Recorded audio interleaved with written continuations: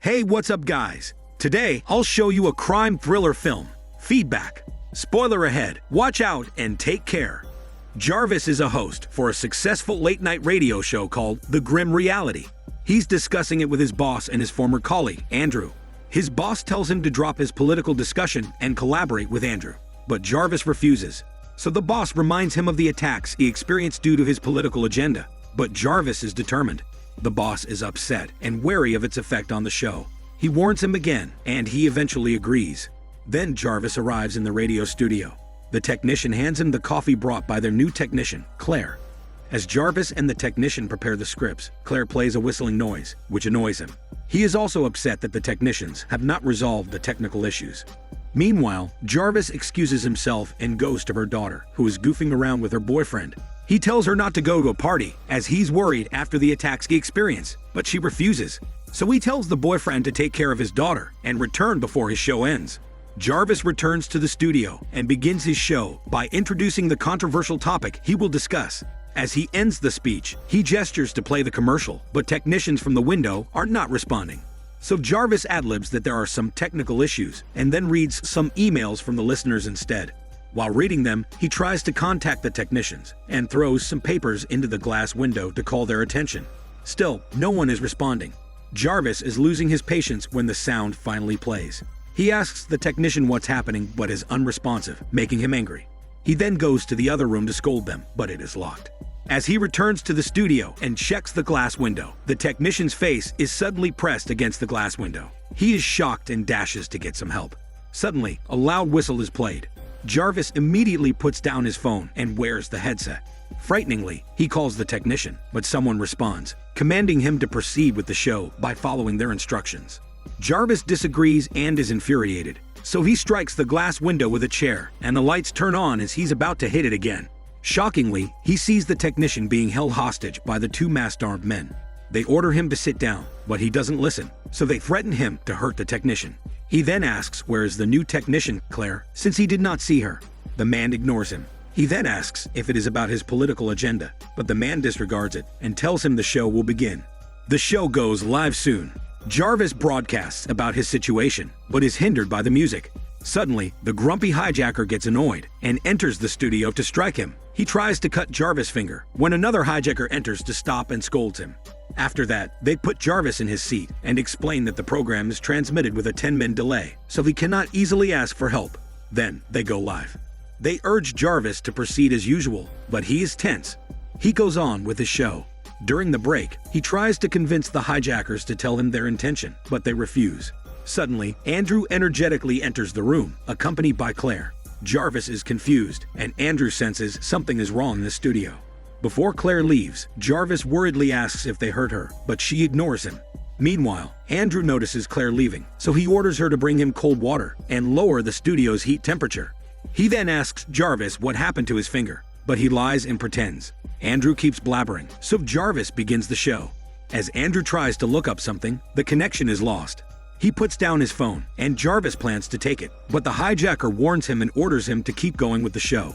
Later, the hijacker instructs him to talk about a specific event, otherwise they will hurt Claire. So Jarvis asks Andrew about the party after their awards night. Andrew is upset and confused as the question becomes very personal. The hijacker urges him to continue asking Andrew specifically about the incident at the hotel. Andrew gets tense. Then the hijacker mentions the two girls. So Jarvis frantically asks him about them, which makes Andrew infuriated. But then, Andrew continues blabbering about other things.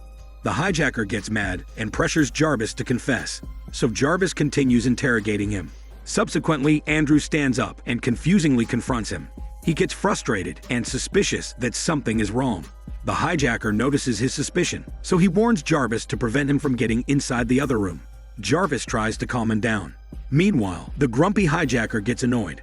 As Andrew is about to leave the studio, the grumpy man stands at the door. Andrew thinks it is a joke and mocks him, but the grumpy hijacker attacks him and smashes his hand with a sledgehammer. Jarvis assists Andrew and asks the other hijacker to get him into the hospital. The hijacker only agrees if Andrew confesses that he raped the two girls in the hotel. Andrew is perplexed. Jarvis explains that the technicians are being held hostage, so he convinces him that he needs to explain what happened in the hotel. After that, Jarvis starts the program and introduces the accusations against Andrew. Jarvis reads some feedback about Andrew via Twitter. He encourages him to tell them his side and asks him about his encounter with the 2 girls and a boy in the hotel. Andrew is hesitant, but then he explains that the 2 teenage girls approached him, asking for a photo. So he invited them to his room with the girl's boyfriend. He admits they were high, and he tried to join the couple in making love, which makes the boyfriend mad. Andrew, the girl's boyfriend, got into a fight. He choked the girl and admitted raping her afterward. Hearing him admit it, Jarvis feels troubled. He then praises him for his bravery in confessing such a horrible act. After that, Andrew asks if he can now leave. Then the hijacker tells Jarvis that Andrew needs to continue and tells them what happened next. So Andrew confesses how he battered the boy and gagged him, almost killing him. Andrew's confession triggers the grumpy hijacker. He suddenly enters the studio, hits Andrew's head with a sledgehammer, and repeatedly thrashes him on the floor. The other hijacker dashes into the room to stop his accomplice. Meanwhile, Jarvis passes out, but they put him in his seat to continue with the show. He gets Andrew's phone and tries to use it, but the grumpy hijacker enters and breaks the phone. Just then, Jarvis fights back. He beats the grumpy hijacker and threatens to slit his throat with a knife. Suddenly, the other hijacker comes in, pointing a gun at him. But Jarvis uses that chance to get out of the radio studio. The hijacker puts down the gun as he walks outside. Jarvis releases the grumpy hijacker and picks up the gun. He points it at them and orders them to take their masks off. After that, he calls Claire and the other technician to signal that they can now escape. Apparently, Claire is their accomplice. She suddenly shows up and electrifies Jarvis, which causes him to faint. They drag Jarvis to the technical facility and show him the technician who's tied and tortured. Afterward, they put Jarvis back in the studio, accompanied by the other hijacker.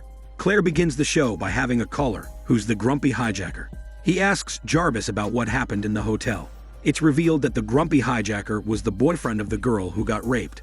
The grumpy hijacker angrily confronts Jarvis. He insists that Jarvis is Andrew's accomplice and blames him for his broken teeth. Jarvis answers him with a smirk. Then, he removes the headset.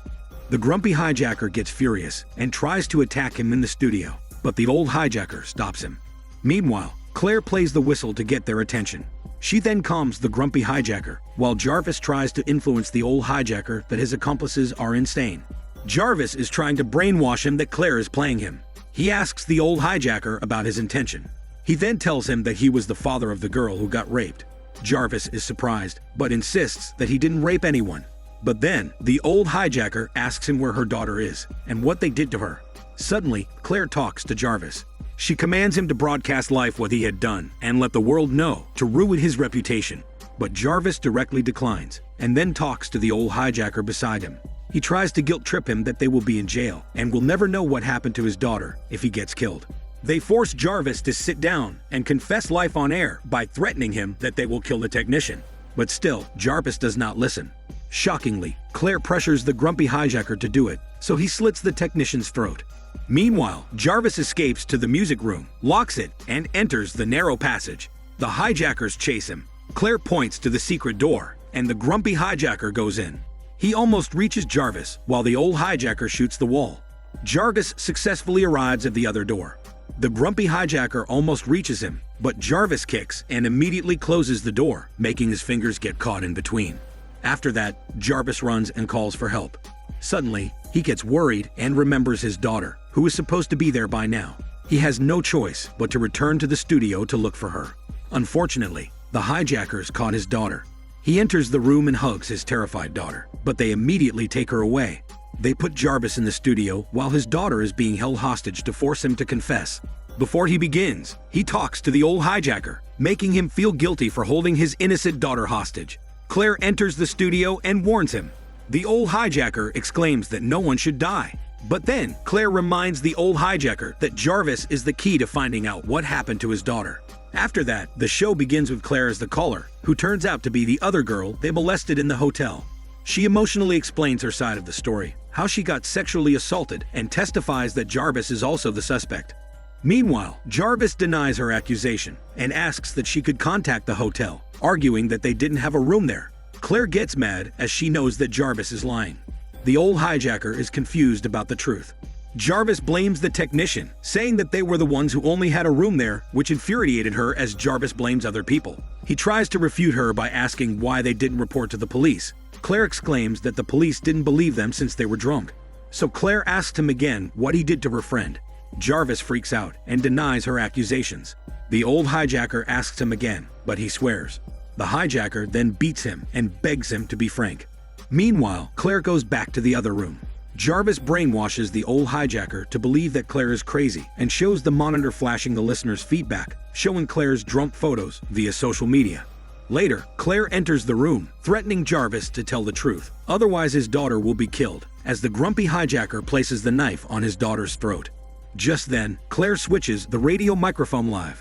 Jarvis immediately speaks and reiterates why Andrew had called him to the hotel, revealing that Claire and the girl were intoxicated and got overdosed, which Claire denies. Jarvis describes Andrew as a fool and arrogant man, gaslighting Claire that she lets herself be seduced by that fool. The old hijacker loses his temper. He then points the gun at Jarvis and asks what he did to his daughter. Jarvis convinces him that he found the girl's body almost dead, so he brought her and left her in the ER. Claire urges the hijacker to kill Jarvis, as she knows that he's making a story. Jarvis begs the old hijacker to release his innocent daughter. It triggers Claire and orders the grumpy hijacker to kill Jarvis' daughter instead. But then, the old hijacker wants to learn the truth behind her daughter's disappearance. So he points the gun at Claire and tells her not to kill Jarvis' daughter. But Claire is infuriated and determined to kill her as revenge.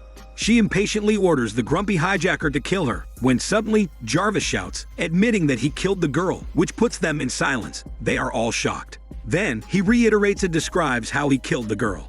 After that, Claire urges the old hijacker to kill him, but he refuses to kill anyone. Besides, he says that Jarvis' admission of guilt will be broadcasted anyway, and he will call the police. Claire is enraged. She stealthily picks up the scissor and attacks Jarvis.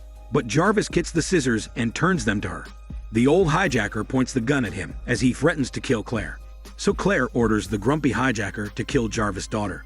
While pointing the gun at Jarvis, the old hijacker asks where his daughter's body is. Jarvis tells him to drop the weapon first. Suddenly, Jarvis releases Claire. He electrifies the old hijacker and takes the gun. As Jarvis leaves, walking backward, the old hijacker tells him it only has one shot left. Jarvis notices the gasoline tanks, so he signals his daughter to hide. Then he shoots the tank, causing an explosion and burning the old hijacker alive. The grumpy hijacker tries to attack him, so Jarvis closes the door and electrifies him until he passes out. After that, Jarvis successfully stops the record of his confession from being broadcasted. Then he returns to the studio and finishes Claire by killing her with scissors. He picks up the sledgehammer and beats the grumpy hijacker to death. Jarvis' daughter is highly traumatized after hearing how his father killed the hijacker. They leave the room. She sees the dead bodies on the floor and cries in terror. Jarvis covers her eyes as he guides her on the way out. They finally exited the studio. Jarvis holds her hand, but to her disgust, she removes it and walks fast, crying.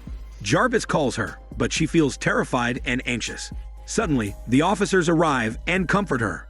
Soon after, the scene shows Jarvis in the building office, talking with his boss about returning to the show. In the aftermath, nobody but Jarvis and his daughter know about the truth, his secret. Jarvis even gains more opportunities, network power, and recognition. In the final scene, Jarvis goes to his office and is surprised to see his daughter waiting, who stares at him, implying that his daughter still loathes him.